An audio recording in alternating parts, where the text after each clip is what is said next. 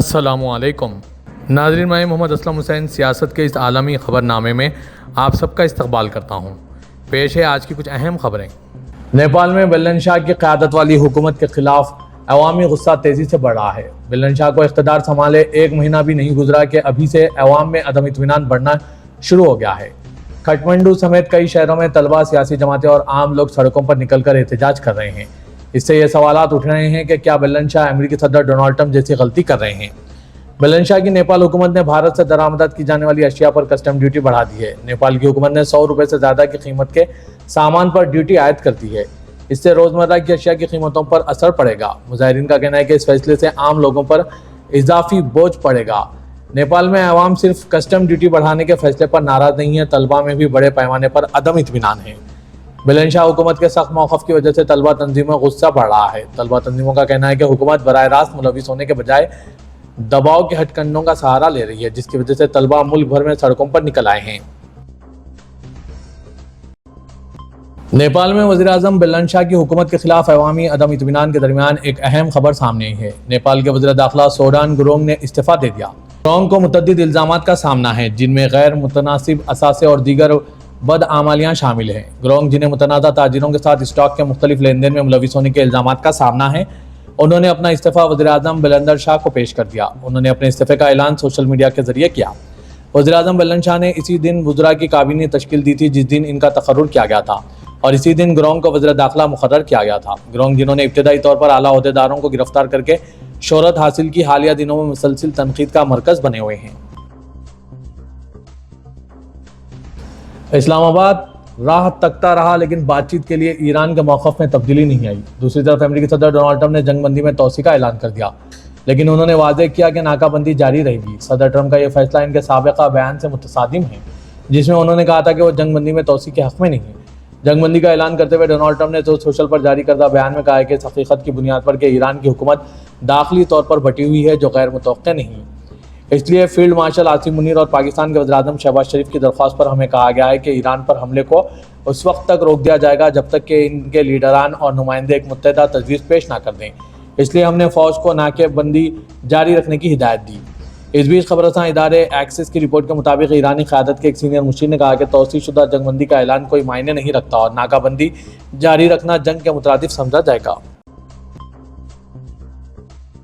ایران نے ٹرمپ کی ایک طرفہ طور پر جنگ بندی میں توسیع کے اعلان پر سخت رد عمل کا اظہار کیا۔ ایرانی پارلیمنٹ کے اسپیکر باقر قالیباف کے سینئر مشیر مہدی محمدی نے صدر ٹرمپ کی سخت نکتہ چینی کی۔ انہوں نے کہا کہ ہارنے والا شرائط طے نہیں کر سکتا۔ ایک پوسٹ میں مشیر اسپیکر ایرانی پارلیمنٹ نے کہا کہ ہارنے والا فریق شرائط کا حکم نہیں دے سکتا۔ مزید ناکہ بندی کا تسلسل بمباری سے الگ نہیں۔ انہوں نے کہا کہ اس کا جواب فوجی رد عمل سے دیا جانا چاہیے۔ انہوں نے دعویٰ کیا کہ جنگ بندی میں کی گئی توسیع اچانک حملہ کرنے کی ایک چال ہے۔ میڈیا رپورٹس کے مطابق ایرانی پارلیمان کے رکن محمد نوان نے ایکس پر پوسٹ میں لکھا کہ اب امریکہ کے ساتھ مذاکرات مکمل طور پر نقصان دہ اور غیر معقول ہیں۔ اس بیچ خاتم الانبیاء ہیڈ کوارٹر کے ترجمان کا کہنا ہے کہ اگر ایران پر کوئی حملہ کیا گیا تو ایرانی افواج پہلے سے طے شدہ اہداف کو نشانہ بنائیں گے۔ اقوام متحدہ کے سیکریٹری جنرل اینٹونی گٹرس نے کہا ہے کہ ہم امریکہ کی طرف سے ایران کے ساتھ جنگ بندی میں توسیع کے اعلان کا خیر مقدم کرتے ہیں۔ اقوام متحدہ سیکریٹری جنرل دفتر کے ترجمان اسٹیفن دوجارک نے آج جاری کردہ بیان کے مطابق گٹرس نے کہا کہ یہ قدم کشیدگی میں کمی اور ایران امریکہ باہمی سفارتکاری و بحالی اعتماد کے لیے سہولت کی فراہمی کی جانب ایک اہم قدم ہے۔ دوجارک نے کہا ہے کہ اقوام متحدہ تمام فریقین کو جنگ بندی کو کمزور کرنے والی کارروائیوں سے گریز کرنے اور کسی پائیدار حل تک پہنچنے کے لیے تعمیری انداز میں مذاکرات میں حصہ لینے کی ترغیب دیتا ہے۔ انہوں نے کہا کہ گٹرس پاکستان کی ان کوششوں کی مکمل حمایت کرتے ہیں جو جاری گفت و شنید میں سہولت پیدا کرنے کی خاطر کی جا رہی ہے۔ امید ہے کہ یہ سفارتی کوششیں تنازع کے جامع اور دیرپا حل کے لیے درکار شرائط کی تشکیل میں مدد کریں گے۔ چہارشنبے کے روز تیل کی قیمتیں حساس کے ساتھ گر گئی کیونکہ سرمایہ کار اس بات کا جائزہ لے رہے ہیں کہ امریکہ اور ایران کے درمیان امن مذاکرات کے امکانات کیا ہوں گے۔ اور حضرت کہ ڈونلڈ ٹرمپ نے آخری لمحات میں جنگ بندی میں توسیع کر دی، لیکن آبنائے ہرمز کی ناکہ بندی برقرار رکھی۔ 2 ہفتوں کی جنگ بندی اپنے آخری گھنٹوں میں داخل ہو چکی تھی کہ امریکی صدر نے کہا کہ وہ ثالث پاکستان کی درخواست پر مہلت کو غیر معینہ مدت تک بڑھا دیں گے اور اس بات پر زور دیا کہ تہران کی منتشر قیادت کو تجویز پیش کرنے کے لیے وقت دیا جائے۔ اس سے قبل انہوں نے اشارہ دیا تھا کہ وہ جنگ بندی میں توسیع نہیں کریں گے اور خبردار کیا تھا کہ اس کے ختم ہوتے ہی وہ ایران پر دوبارہ بمباری شروع کر دیں گے۔ ڈونلڈ ٹرمپ نے سوشل میڈیا پر لکھا کہ میں نے اپنی فوج کو ہدایت دی ہے کہ وہ ناکہ بندی جاری رکھیں اور تیار رہیں۔ ایران پر نئے حملے نہ کرنے لیکن اس کے جہازوں کو آبنائے ہرمز سے گزرنے سے روکنے کے فیصلے، جو کہ دونوں حریفوں کے درمیان ایک بڑا تنازع ہے، انہوں نے تاجروں کو مزید واضح پیش رفت کے انتظار میں رکھا۔ اوورسیز چائنیز بینکنگ کارپوریشن کے تجزیہ نگار کرسٹوف اورنگ نے کہا ہے کہ امریکہ اور ایران شاید اپنی پوزیشن مضبوط کرنے کی کوشش کر رہے ہیں اور یہ کھیل کھیل رہے ہیں کہ پہلے کون جھکے گا۔ تیل کے دونوں بڑے معاہدوں کی قیمتوں میں معمولی کمی آئی، حالانکہ ابتدائی تجارت میں اتار چڑھاؤ دیکھا گیا، جبکہ آج ان میں تقریباً 3% اضافہ ہوا تھا۔ اس ہفتے برطانیہ اور فرانس نے حکمت عملی تیار کرنے کے لیے 30 سے زائد ممالک کے عسکری منصوبے سازوں کا ایک اجلاس بلایا ہے تاکہ اسٹریٹجک طور پر اہم آبنائے ہرمز کو دوبارہ کھولنے کے لیے مربوط حکمت عملی تیار کی جا سکے۔ یہ 2 روزہ کانفرنس چہارشنبے سے شروع ہو کر برطانیہ کے شمالی لندن میں واقع مستقل جوائنٹ ہیڈ کوارٹرز نورس ووڈ میں منعقد ہوئی۔ مذاکرات کا مقصد کسی پائیدار جنگ بندی قائم ہونے پر حالیہ سفارتی معاہدوں کو ایک ٹھوس فوجی منصوبے میں تبدیل کرنا ہے جو حالات کی اجازت ملتے ہی نافذ کیا جا سکے۔ عسکری منصوبہ سازوں نے فوجی صلاحیتوں، کمان اور کنٹرول اور یہ کہ افواج خطے میں کیسے تعینات ہو سکیں گی اس پر توجہ مرکوز کی۔ جب امریکہ اور اسرائیل نے 28 فروری کو ایران پر مشترکہ حملے کیے تو 2 مارچ کو تہران نے تیل اور گیس کی برآمدات کے لیے نہایت اہم ہونے والی آبنائے ہرمز پر پابندیاں عائد کرنے کا اعلان کیا تھا۔ چین کے نوجوانوں میں عمر کی بنیاد پر امتیازی سلوک کے خدشات کے باعث 1% کمپنی قائم کرنے کا رجحان تیزی سے بڑھ رہا ہے۔ یہ کمپنیاں زیادہ تر مصنوعی ذہانت پر انحصار کرتی ہے جو کاروبار کے بیشتر کام خود کار انداز میں سر انجام دیتی ہیں۔ فرانسیسی نیوز ایجنسی AFP کے مطابق ٹیکنالوجی کی دنیا میں چھوٹے اسٹارٹ اپس پہلے ہی مقبول ہیں، لیکن چین میں یہ رجحان حکومتی پالیسیوں اور مالی معاونت کے باعث مزید فروغ پا رہے ہیں۔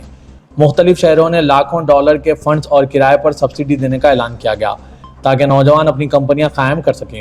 یہ اقدام بیجنگ کے ٹیکنالوجیکل سیلف ریلائنس کے ہدف سے ہم آہنگ ہیں۔ شانگھائی کی کمپنی سولو نیسٹ کی بانی کیرن ڈائی کا کہنا ہے کہ 1% کمپنی دراصل AI کے دور کی پیداوار ہے۔ پہلے اکیلے کاروبار چلانا مشکل تھا لیکن اب مصنوعی ذہانت نے رکاوٹیں کم کر دی ہے۔ ان کے مطابق نوجوان اس ماڈل کو بڑے شوق سے اپنا رہے ہیں۔ ایک نوجوان وانگ تیانی جو 26 سال کے ہیں، انہوں نے اپنی ملازمت چھوڑ کر AI کی مدد سے اشتہارات تیار کرنا شروع کیا اور اب وہ ماہانہ 40,000 UN تک کما رہا ہے۔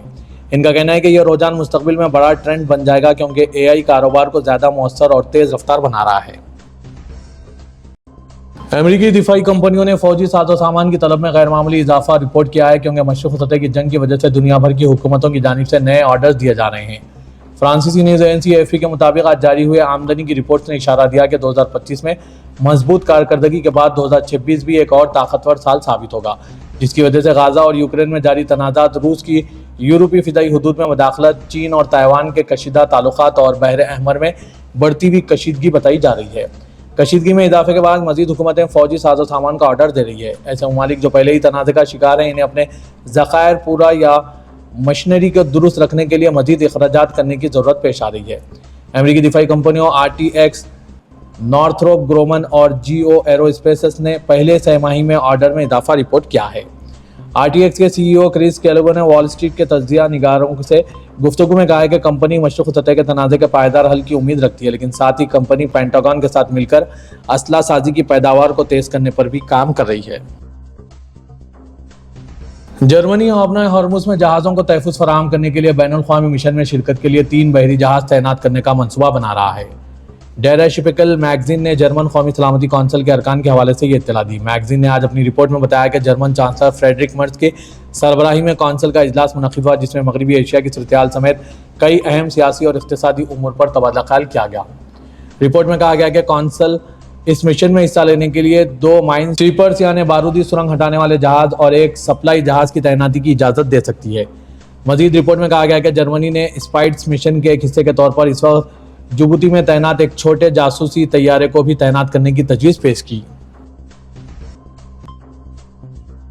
امریکہ نے ایران کو اسلحہ فراہم کرنے والی کمپنیوں اور افراد پر نئی پابندیاں عائد کر دی۔ امریکی محکمہ خزانہ کے مطابق 14 افراد اور کمپنیوں کو پابندیوں کی فہرست میں شامل کر لیا گیا۔ محکمہ خزانہ نے کہا ہے کہ ایران کو اسلحہ فراہم کرنے والی کمپنیوں اور افراد پر نئی پابندیاں لگا دی ہے جبکہ ایران کے ہتھیاروں کے نیٹ ورک کو نشانہ بنایا گیا۔ امریکی حکام کے مطابق پابندیوں کی زد میں آنے والے اہداف میں ایرانی طیارے بھی شامل ہیں۔ ایران، ترکیہ اور متحدہ عرب امارات میں موجود عناصر کو نشانہ بنایا گیا ہے۔ امریکہ خطر میں پھنسے سابق افغان اتحادیوں کو یہ آپشن دینے پر غور کر رہا ہے کہ وہ یا تو جنگ زدہ جمہوریہ کانگو منتقل ہو جائیں یا طالبان کے زیر حکومت اپنے وطن واپس لوٹ جائیں۔ فرانسیسی نیوز ایجنسی AFP کے مطابق امریکی صدر ڈونلڈ ٹرمپ کی انتظامیہ، جس نے امیگریشن کے خلاف سخت کارروائی کو اپنا نمایاں پالیسی بنایا ہوا ہے۔ اس نے 31 مارچ کی آخری تاریخ مقرر کی تھی تاکہ قطر میں ایک سابق امریکی اڈے پر قائم کیمپ کو بند کیا جا سکے جہاں 1100 سے زائد افغان مقیم ہیں۔ یہ افغان امریکہ منتقل ہونے کے لیے اس اڈے سے پر اپنی جانچ پڑتال کرواتے رہے ہیں کیونکہ انہیں خدشہ تھا کہ 2021 میں افغانستان سے امریکی افواج کے انخلاء اور مغربی حمایت یافتہ حکومت کے خاتمے سے قبل امریکی فورسز کے ساتھ کام کرنے پر افغان طالبان انہیں نشانہ بنا سکتے ہیں۔ شان وان ڈیور ایک سابق امریکی فوجی ہیں اور افغان ایواک نامی تنظیم کے سربراہ ہیں جو سابق افغان اتحادیوں کی مدد کرتے ہیں۔ انہوں نے کہا کہ انہیں بریفنگ دی گئی ہے کہ ٹرمپ انتظامیہ افغانوں کو یہ پیشکش کرنے پر غور کر رہی ہے کہ وہ یا تو جمہوریہ کانگو چلے جائیں یا پھر افغانستان واپس لوٹ جائیں۔ سعودی وزیر حج و عمرہ ڈاکٹر توفیق بن فوزان العربیہ نے حج تیاریوں کے حوالے سے وادی مینا کی عارضی خیمہ بستی کا دورہ کیا اور عازمین حج کو فراہم کی جانے والی خدمات کا جائزہ لیا۔ سعودی خبر سائنسی کے مطابق انہوں نے مشاعرہ مقدسہ یعنی مینا، عرفات اور مزدلفہ میں عازمین حج کو فراہم کی جانے والی رہائش کی حتمی تیاریوں کو قبل از وقت شروع کرنے کے اقدام کو سراہا۔ وزیر حج کا کہنا تھا کہ اس سے حج آپریشن میں سہولت ہوگی اور عازمین کو بہتر خدمات میسر آئے گی۔ ڈاکٹر توفیق العربیہ نے بتایا کہ اس سال پہلی مرتبہ عازمین حج کے مشاعرہ مقدسہ منتقلی کے آپریشن کی نگرانی کے لیے ڈیجیٹل سسٹم لانچ کیا گیا ہے جس سے حجاج کے مشاعرہ مقدسہ آمد اور روانگی کے تمام مراحل بہتر طریقے سے انجام دیے جا سکیں گے۔